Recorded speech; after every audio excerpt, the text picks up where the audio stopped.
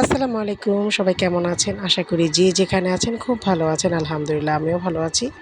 তো আজকে আপনাদের সামনে নিয়ে চলে আসলাম চিকেন রোস্ট রেসিপি। তো সর্বপ্রথম আমি চিকেনটাকে ভালো করে লবণ দিয়ে মেখে ভেজে নিচ্ছি।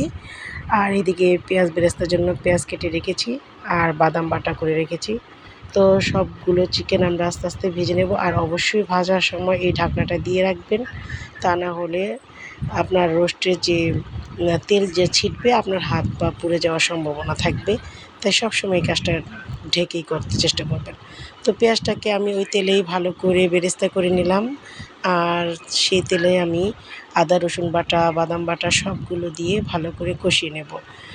আর অবশ্যই ভালো করে কষিয়ে নিতে হবে বাদাম বাটা আর আদা রসুন বাটা, তা না হলে এটার এক্সট্রা একটা ফ্লেভার আপনার রোস্টে থেকে যাবে, তাহলে এটা খেতে ভালো লাগবে না। তো সবগুলো বাদাম বাটা আমি ভালো করে দিয়ে ভালো করে ভেজে নিচ্ছি। আর এটা কষানোর পরে যখন তেলটা ভেসে উঠবে তখনই আমি এখানে আস্তে আস্তে রোস্ট অ্যাড করব। আর আমি আজকে রান্না করতেছি রাঁধুনি রোস্ট মশলা দিয়ে। আপনারা চাইলে রোস্টের মশলাটা বাসায় তৈরি করে নিতে পারবেন। আমি অন্য একদিন বাসায় তৈরি করে রোস্টের মশলাটা দেখিয়ে দেব। তো এই তো প্যাকেটের রাঁধুনি মশলাটা আমি দিয়ে দিয়েছি আর এটা ভালো করে কষিয়ে নিচ্ছি। আর অল্প একটু মরিচের গুঁড়া দিয়ে দিচ্ছি, কারণ মানে রোস্টটা একটু ঝাল ঝাল খেতেও ভালো লাগে।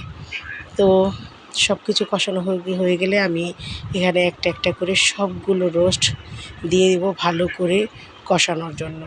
আর যেহেতু আমি বেশি একটা ঝোল রাখবো না, তো যতটুকু ঝোল অ্যাড করব ওটা হচ্ছে গরুর তরল দুধটা আমি অ্যাড করে দেবো, তাহলে এটা ওই তরল দুধেই কভার হয়ে যাবে। তো সবগুলো রোস্ট আমি ঝোলটার মধ্যে দিয়ে ভালো করে নেড়ে দেব। নেড়ে এটা আমি 20 থেকে 25 মিনিট ঢেকে অল্প আঁচে রান্না করব। তাহলে কি হবে, চিকেনটা ভালো করে সিদ্ধ হয়ে যাবে। আর চিকেনটা সিদ্ধ হয়ে গেলে আমি এখানে অ্যাড করে দেব কাঁচামরিচ, গরুর দুধ আর হচ্ছে পেঁয়াজের যে বেরেস্তাটা আমি তুলে রেখেছিলাম সেই বেরেস্তাটা। এখন এটা আমি অল্প আঁচে প্রায় 20 মিনিটের মতো আবার বসিয়ে রাখবো। আর এই বসানোতেই আমাদের রোস্ট রান্নাটা কমপ্লিট হয়ে যাবে আলহামদুলিল্লাহ। আর আপনারা কে কেমন গ্রেভি খেতে পছন্দ করেন ঠিক তেমন অবস্থায় নামিয়ে ফেলবেন। আমাদের বাচ্চারা একটু ঝোলটা খেতে পছন্দ করে, তো আমি 20 মিনিট পর যতটুকু থাকবে ততটুকুই রাখবো।